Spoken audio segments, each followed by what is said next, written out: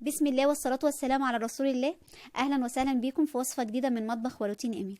النهاردة ان شاء الله بقى هنعمل مع بعض الجمبري، بس هنعمله بطريقة تحفة وسهلة جدا. كمان هقولك ازاي نحول الجمبري لحجم جامبو زي ما انت شايفة كده. بيبقى حجمه صغير جدا في المطاعم ويقولك ده جامبو. انا هقولك على شوية تكات وحركات بسيطة قوي هتخلي الجمبري بتاعك مفيش اطعم ولا اجمل منه. كمان هقولك ازاي يطلع معاكي مقرمش ولونه ذهبي وجميل. تعالوا يلا مع بعض نسمي الله ونصلي على رسولنا الكريم. واول حاجه نبدا فيها هي تنظيف الجمبري. هقولك ازاي تنضفيه بمنتهى السهوله. بس قبل ما ابدا الحلقه بتاعتي، يا ريت لو اول مره تشوفيني يا ريت تعملي لايك للفيديو وتشتركي في القناه وتفعلي زر الجرس عشان القناه تكبر بيكم وتوصل لاكبر عدد ممكن. يلا بينا نبدا. انا معايا هنا الكميه اللي هستخدمها النهارده حوالي كيلو الا ربع من الجمبري. تمام. انا بجيب المقص كده وبقص الزيادات اللي موجوده. الشنب بتاع الجمبري والرجل والراس بقصها بالمقص. عايزه اقولك المقص ده اسهل حاجه بجد في تنظيف الجمبري، اسهل من السكينه بكتير. هتقصي كده بالراحه وهتقلبي على الجنب التاني زي ما انت شايفه كده. هفصل الراس، طبعا الراس دي انا مش هرميها. الراس دي هنعمل منها احلى شويه شوربه مع بعض في اخر الحلقه. تمام. بفتح بقى بالمقص كده من ظهر الجمبري بالراحه جدا وبشيل القشره بمنتهى السهوله زي ما انت شايفه كده. انا مش هقص الديل، انا هسيبه عشان بيدي شكل حلو جدا في الاخر، خصوصا بيساعدني كمان وانا بحمر الجمبري. بمسك منه كده وبحط في الزيت. كده قشرنا الجمبري بمنتهى السهوله.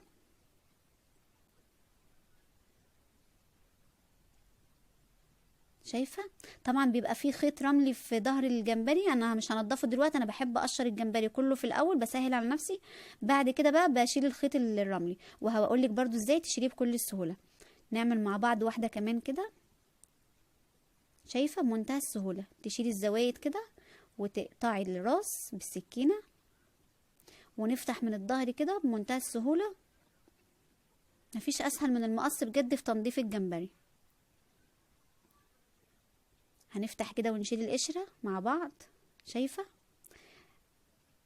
البنات اللي لسه بتتعلم ازاي تنظف الجمبري الطريقه سهله جدا لو هو استخدمت المقص وعملت بنفس الطريقه اللي انا بنضفه بيها. هتفصلي بالراحه جدا كده وتشيلي وتسيبي الديل. طبعا عايزه تخلعي الديل ده حاجه ذوقيه يعني ترجع لك انت، بس انا بحب اسيبه بيدي شكل حلو قوي في الجمبري. الخيط دوت دلوقتي هنشيله مع بعض بمنتهى السهوله. هعمل معاكم واحده كمان واكمل انا بقيه الكميه مع نفسي. زي ما انت شايفه كده بشيل الزياده بالمقص وبعدين اشيل الراس وبعدين افتح من الظهر بالسكينه. بس بالراحه جدا، حاولي ما تخشيش في اللحم من جوه. تمام. سهل جدا وما فيهوش صعوبه ولا اي حاجه. معظمنا بيخاف جدا من تنظيف الجمبري ومن غسيله، والله ما في اسهل منه. هتخلعي بالراحه كده. بس كده الخيط دوت زي ما قلت لك. دلوقتي بقى هنشيله مع بعض. انا هكمل بقيه الكميه ونرجع بقى نشيله سوا. تمام. هنا كده خلاص انا خلصت الكميه كلها. ده طبق القشر وده طبق الجمبري اللي طلع معايا. هنجيب بقى مع بعض السكينه ونطلع الخيط الرملي بكل سهوله. بسكينه بقى بخله موجوده عندك هتفتحي بنفس الطريقه كده اللي انا بفتح بيها. طبعا مش هتفتحي بالخله، لا هتفتحي بالسكينه وتسحبي بالخله. عايزه تسحبي بالسكينه زي ما انا بسحب كده ما فيهاش اي صعوبه. شايفه؟ طبعا الخيط الرملي ده وحش جدا لو سبتيه في الجمبري، بيدي قرمشه كده في الطعم وانتي بتاكليه. ما ينفعش نسيبه لانه بيبقى مليان رمل. هتشديه بالراحه جدا عشان ما يتقطمش معاكي وبيطلع بمنتهى السهوله. هو ده بيبقى شكله بكل سهوله كده زي ما انت شايفه. بجيب السكينه وبفتح من الظهر. طبعا دي كانت مفتوحه معايا فعشان كده سحبت الخيط الرملي على طول. شايفه؟ بكل سهوله بتطلع معاكي. نعمل مع بعض واحده كمان.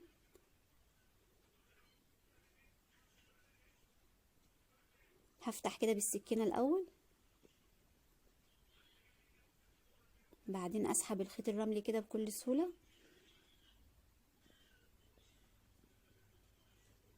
انا مش بغسل الجمبري يا جماعه، هو مش محتاج نقع ولا خل ولا الحاجات الغريبه اللي بنسمع عنها.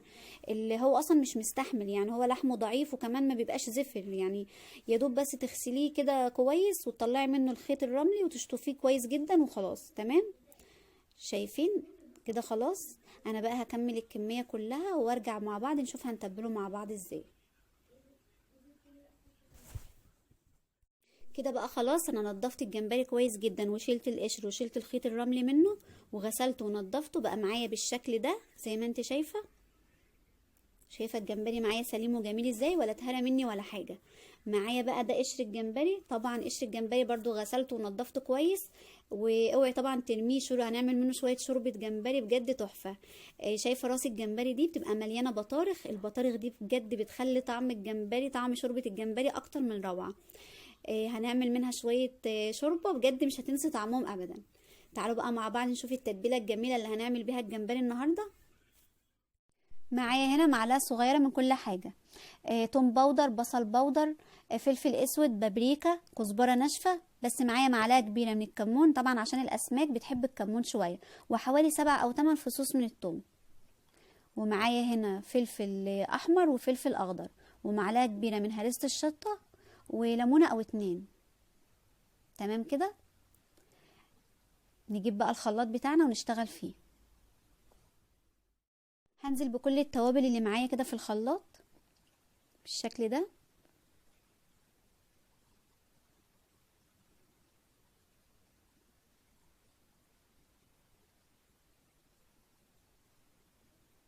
هحط عليهم بقى الفلفل الالوان والفلفل الاخضر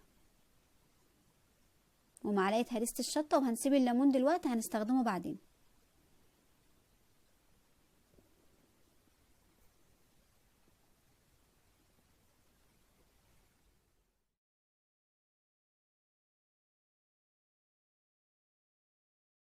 كده خلاص هضربهم بقى في الخلاط كويس جدا لحد ما ينعموا وارجع لكم تاني.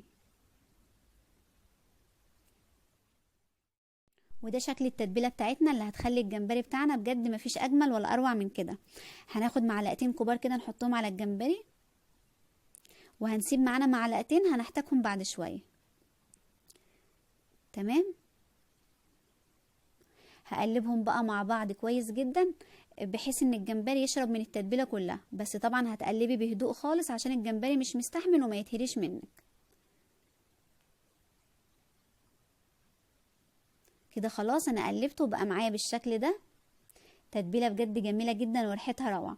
معايا بقى الليمونتين، هنزل بعصير الليمون عليهم كده. الاسماك عامه بتحب الليمون والكمون يعني، دايما لازم في اي وصفه سمك تحطي ليمون وكمون. نحطهم بالشكل ده.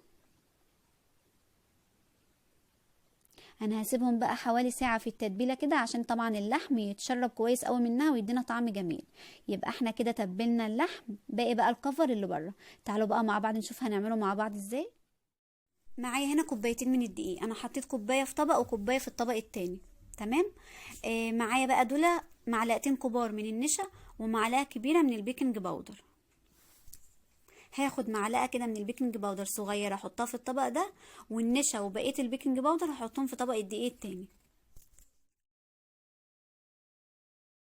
هقلبهم بقى مع بعض وبعدين نتبلهم.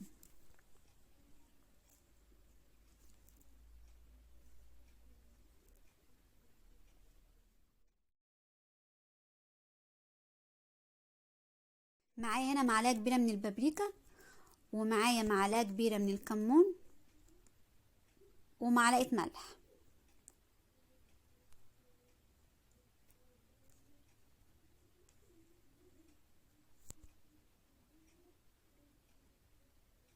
هقلبهم بقى مع بعض واسيبهم على جنب ونشوف نعمل ايه في الطبق التاني. يبقى احنا حطينا على الدقيق ده معلقه كبيره من البيكنج باودر ومعلقتين كبار من النشا، وحطينا التوابل البابريكا وكمون وملح. هنسيبهم بقى على جنب كده ونشوف الدقيق التاني هنحط عليه ايه. هنحط عليها بقى معلقه من التتبيله اللي كانت باقيه معانا، هناخد منها معلقه واحده بس، وهنسيب برضو معلقه هنستخدمها برضو بعد شويه. معايا بقى ميه هحطها عليهم ونقلب بالراحه. انا عايزه الخليط هنا معايا يبقى عامل زي عجينه الكيك، يعني ولا خفيفه ولا تقيله. يبقى القوام مظبوط. هنقلبهم مع بعض كده، ولو احتاجنا ميه هنحط. تمام كده. طبعا شكلها تقيل معانا، محتاجه شويه ميه، هنحط حبه بحبه عشان ما تبقاش خفيفه قوي.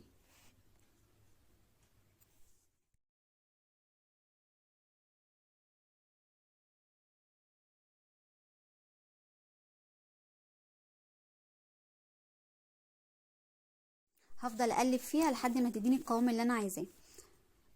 هنحط شويه ميه كمان صغيرين ونرجع نقلبهم برضو مع بعض، عشان هي لسه قوامها تقيل معايا.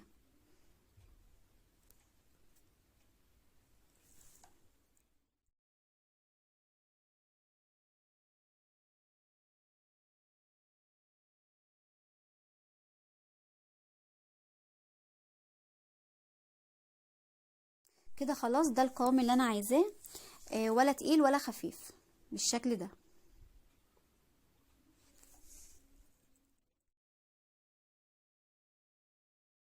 هنعمل بقى مع بعض كده الكفر اللي بيخلي الجمبري بتاعنا حجم الجامبو. بناخد كده نحط في الخلطة، وبعدين نحط في الدقيق، نقلب كده في الدقيق زي ما انت شايفة، ونرجع تاني نحط في الخلطة، وبعدين نرجع للدقيق. طبعا لو حابة تعملي مرة واحدة بس، يعني في الخلطة وبعدين في الدقيق وتقلي على طول، تمام مفيش مشكلة. بس الحركة دي بتخلي حجم الجمبري يتضاعف معاكي. يبقى احنا حطينا في الخلطة وبعدين الدقيق، ورجعنا تاني للخلطة وبعدين رجعنا تاني للدقيق مرتين. تمام كده. هنعمل مع بعض واحدة كمان.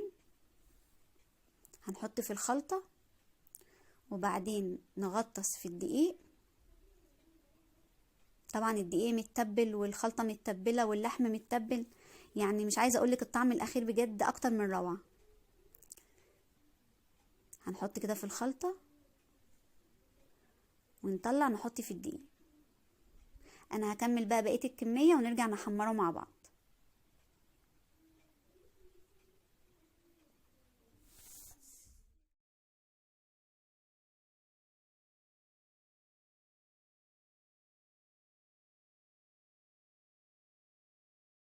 ودي الكمية كلها بعد ما عملتها بنفس الطريقة.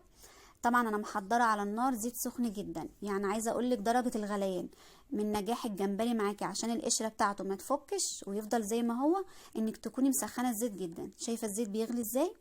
انا هنا حطيت قشر الليمون، بحب احطه في الاسماك وانا بحمرها، بيدي ريحة حلوة جدا وبيضيع اي ريحة زفارة.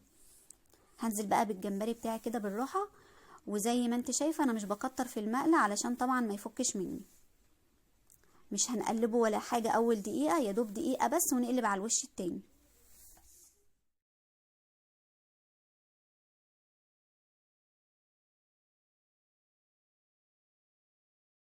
زي ما انت شايفة كده، يا دوب دقيقة واحدة بس والجمبري احمر من تحت. هنقلبه بقى على الجنب التاني علشان طبعا مش عايزينه يغيب على النار وينشف مننا. شايفين ما شاء الله بجد حجمه ضعيف جدا ولونه ذهبي وجميل ازاي. اتمنى بقى تدعموني بلايك وتشتركوا في القناة، واللي ما فعلش زر الجرس يفعله، علشان لما انزل وصفات جديدة بإذن الله توصلكم اول باول.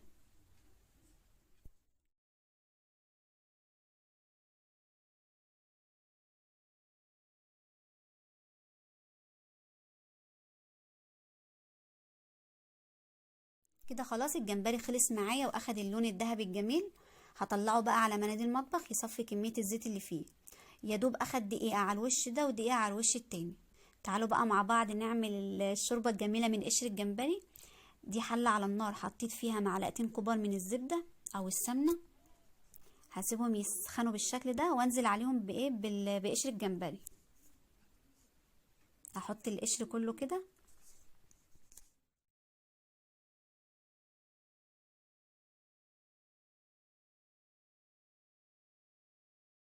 معايا هنا معلقه التتبيله اللي كانت باقيه معانا من تتبيله الجمبري، هحطها معاهم كده. ومعايا حوالي بصله كبيره مقطعها جوانح، هحطها على الجمبري كده واقلبهم مع بعض.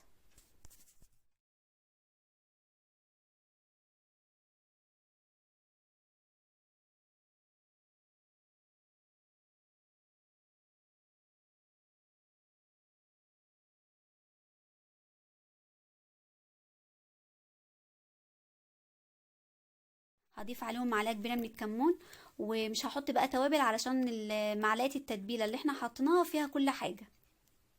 هنزل بقى بميه مغليه كده.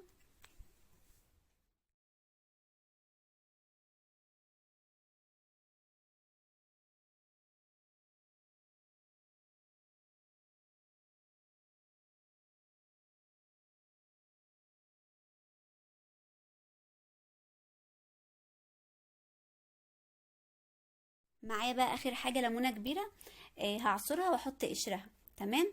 ونقلبهم بقى مع بعض حوالي دقيقتين 3 بالكتير قوي ونطفي عليها. وبجد هتشربي اجمل شويه شوربه. مش عايزه اقولك بجد ريحتهم اكتر من روعه.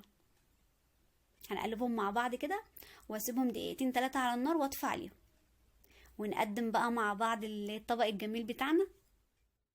وده بقى شكل الجمبري الاخير. شايفين بقى الجمال. وعملنا مع بعض احلى شويه شوربه جمبري من القشر بتاعه. عايزه اقولك بجد الطريقه دي كانت مخليه طعمه حلو جدا، طري جدا من جوه ومقرمش من بره، ده غير ان حجمه ضعيف زي اللي بنشوفه في المحلات بالظبط. انا قدمته هنا مع رز صياديه، هنزلك الوصفه قريب، هيعجبك جدا. يا ريت بقى تعملوا لايك كتير للفيديو، واللي ما اشتركش في القناه لسه يشترك ويفعل زر الجرس على الكل علشان توصلكم وصفاتي اول باول. ما تنسوش بقى تقولي رايكم في الكومنتات، واشوفكم ان شاء الله على خير في الوصفه الجايه. كانت معاكم ايمان دياب من مطبخ وروتين ايمي، والسلام عليكم ورحمه الله وبركاته.